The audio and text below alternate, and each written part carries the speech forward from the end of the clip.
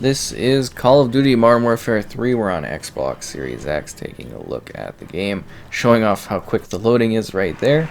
So we do get a number of features. We get an improved resolution, we get a boosted 60 plus FPS, and we also get auto HDR, which actually looks really great.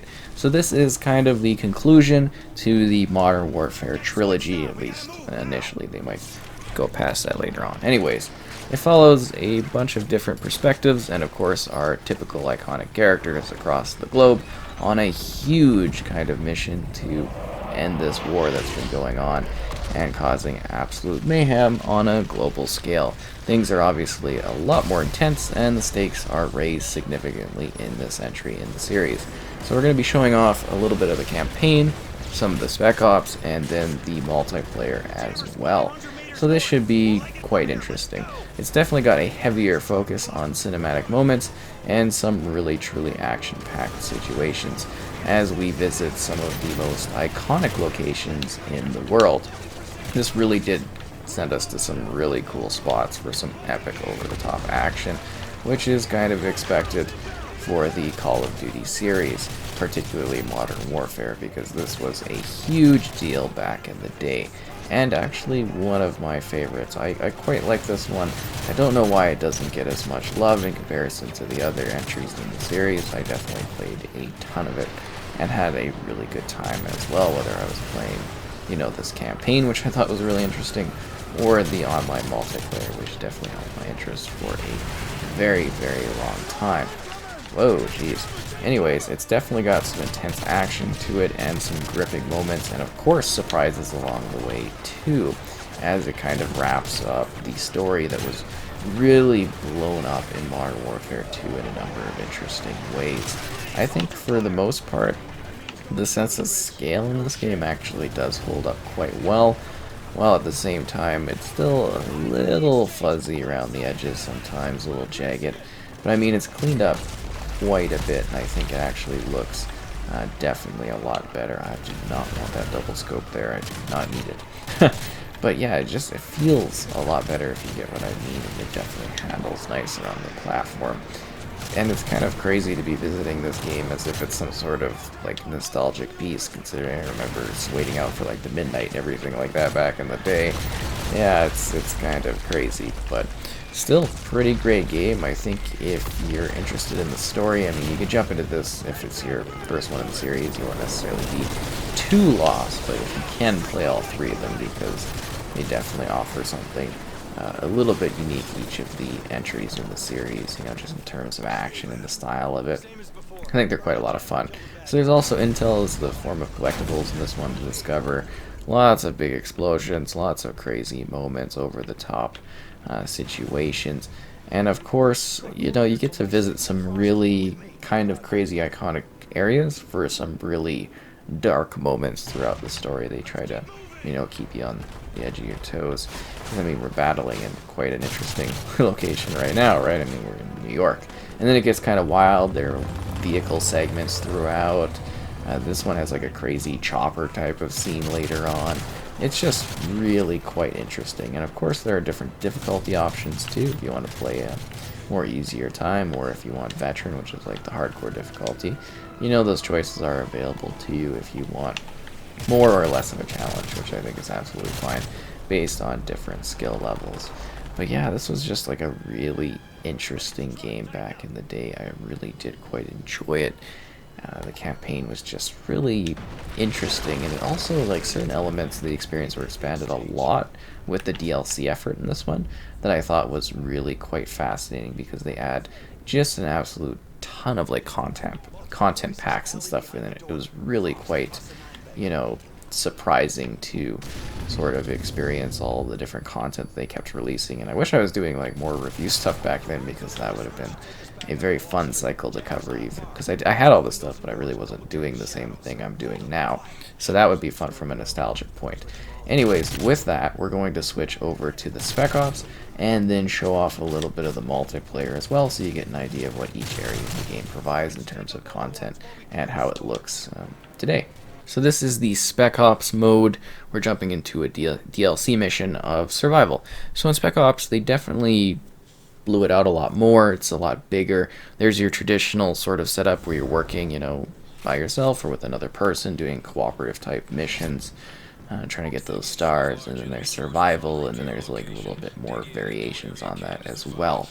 Anyways, I thought this game had some really great DLC content to it. But we're just going to be showing off a bit of the survival mode, which I actually had quite a lot of fun with. Those were actually some of my popular videos back in the day. I did like survival challenges in this. I thought that was kind of entertaining to do. You like pick weapons, see how far you can go and stuff like that. It's kind of a play on doing like the mystery box challenge and like Call of Duty Zombies and stuff.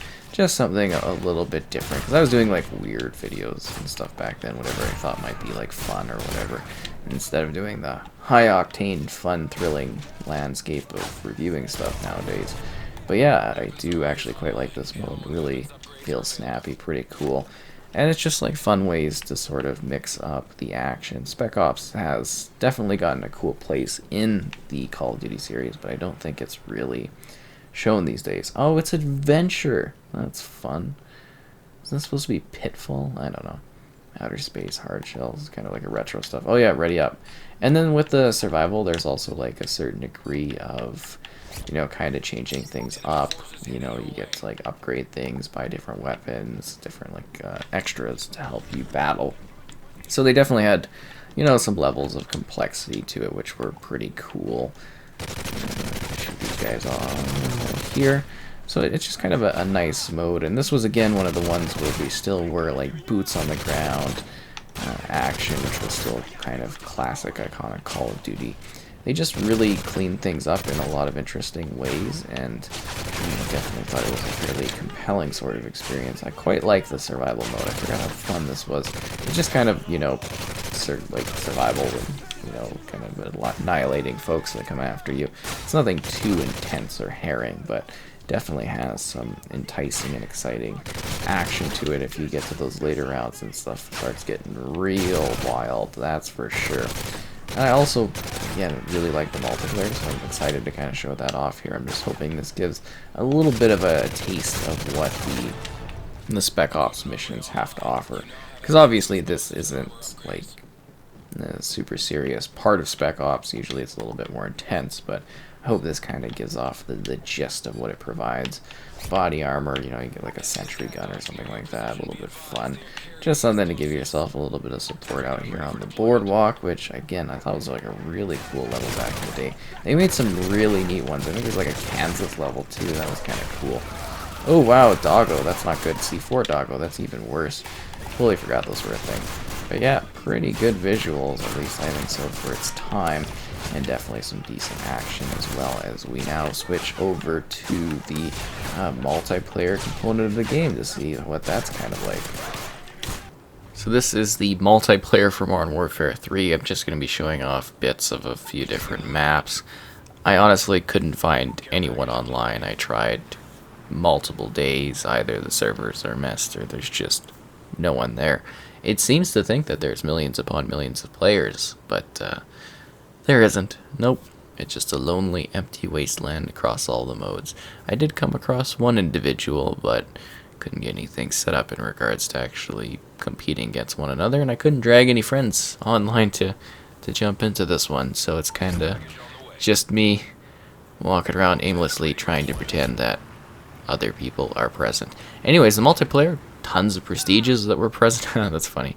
Lots of different perks, lots of different, kill streaks you could use. It really did sort of advance the online component in a number of interesting ways. So many different modes, so many different experiences and times. I played a ton of Infection in this one, like the zombies, with friends, and also the competitive stuff and Defender, and kind of the care package dropping was fun too, and it had a lot of good times to it. And it's actually a shame that this is the one that I could not find online multiplayer for. No matter how hard I looked, no matter how many different days at different times I came on, I just couldn't do it. I even tried to set up some games in that, and I couldn't find people. But yeah, it had a great selection of maps to play. It was very well done multiplayer, very expansive. I quite enjoyed it. Had many countless hours of great times, and I wish I could dive in further, but I don't want to spend too much time showing this if there's not really any actual gameplay going on.